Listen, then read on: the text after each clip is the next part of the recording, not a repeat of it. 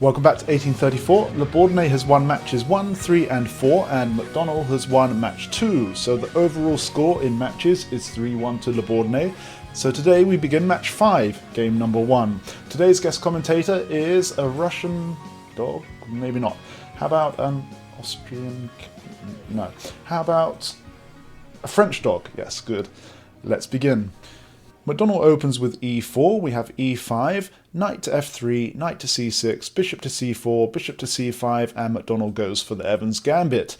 Now, all gentlemen must accept a gambit, as everybody knows, so Le Bourdonnais accepts, and the last time McDonnell played the Evans Gambit, actually, as white, was 13 games ago, and he lost. Since then, Le Bourdonnais played it as white 6 times and had 2 draws and 4 wins. But it seems that McDonnell has been taking notes, and he continues this game in the same way as Le Bourdonnais last played it in match 4, game number 17. He plays c3, we have bishop to a5. Le Bourdonnais is happy to carry on the way that McDonnell did in that previous game, game number 17. McDonnell castles here, we have bishop all the way back to b6, d4 causing a pawn exchange in the centre, and d6. Now, last time Le Bourdonnais played d5 and he went on to win after only 23 moves, but now McDonnell tries something a bit different, h3. Le Bourdonnais says, okay then, I can deal with that. I'm just going to mirror you with h6, and McDonnell continues on developing normally. Knight to e7 now from Le Bourdonnais, similarly getting his knight out, and McDonnell continues to develop. Bishop to b2. Le Bourdonnais castles here, and here McDonnell decides he wants to get his knight all the way over to g3, so he starts over there with knight to e2. Knight to g6 from Le Bourdonnais, and knight to g3 as planned. Now, if you take a quick look at McDonnell's bishop, you can see it's pinning the f-pawn here, and Le Bourdonnais would like to move his f-pawn at some point, so he decides to unpin now. McDonnell continues to calmly develop queen to c2, and he is actually fully developed now, whereas Le Bourdonnais still has got his light square bishop and his queen to get into the game. But for now, Le Bourdonnais decides to move his knight instead, and the knight captures here, the queen captures back, and McDonnell brings his rook over to the d file to bring some power up the centre of the board. Le Bourdonnais finally completes his development with bishop to d7, and here McDonnell decides that he doesn't like the look of the dark square bishop. Also, it's not quite pinning his f-pawn yet, but it is looking slightly mean, so he gets his king out of there too to h2, and as mentioned, Le Bourdonnais pushes his f-pawn. McDonnell says, well, that's okay, I'm just going to push my d-pawn and threaten your knight. But he has left a hole in his position here, and the knight jumps into it. So McDonnell captures the knight, the pawn captures the bishop back, and McDonnell continues by capturing the f-pawn.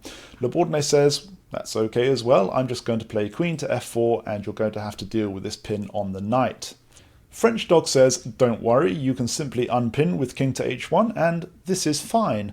But McDonnell plays bishop to d3 instead, and this is a big blunder. The problem is that the light square bishop here can come to a4 now and skewer the queen and the rook.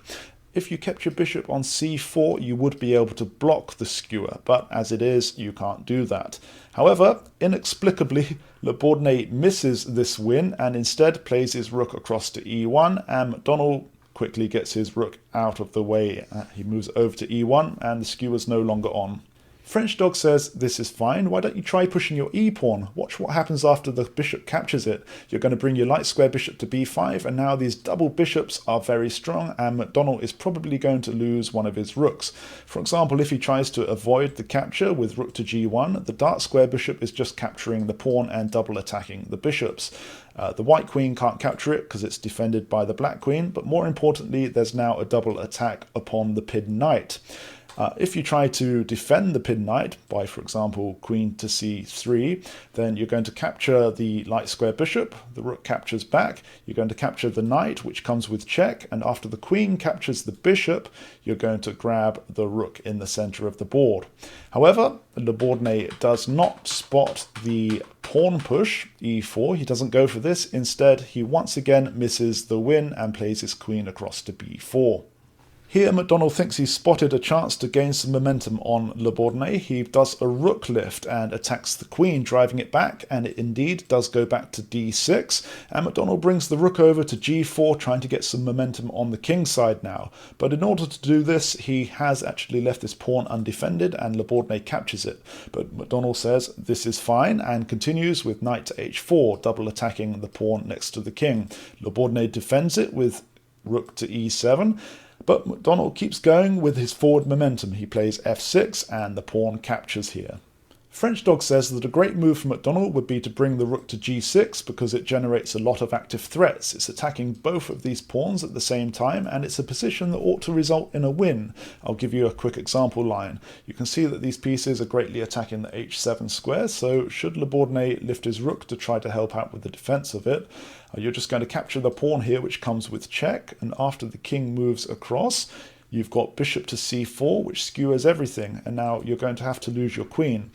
Should the queen move away anywhere, for example up to here, you're just coming in with a very swift checkmate because the rook is now pinned. If you move the king across, it's just checkmate in the corner from the queen. So you're going to have to end up losing your queen from this bishop to c4 move, and the game is just completely finished. So very nice. Let's get back into the position that we were in. McDonnell doesn't go for this. Instead of winning, McDonnell plays queen to c1, heading for the h6 pawn. So bad luck McDonnell for missing the win. He's actually offering up the rook in exchange for grabbing the pawn and getting the queen in front of the king. Le Bourdonnais says, I am fine with the events that are currently unfolding, and captures the rook. So McDonnell captures the pawn, which of course comes with check. So the king moves aside, and again McDonnell checks him. Le Bourdonnais could block with the rook here, but it would be immediate checkmate because the queen will capture, defended by the knight, and of course checkmate.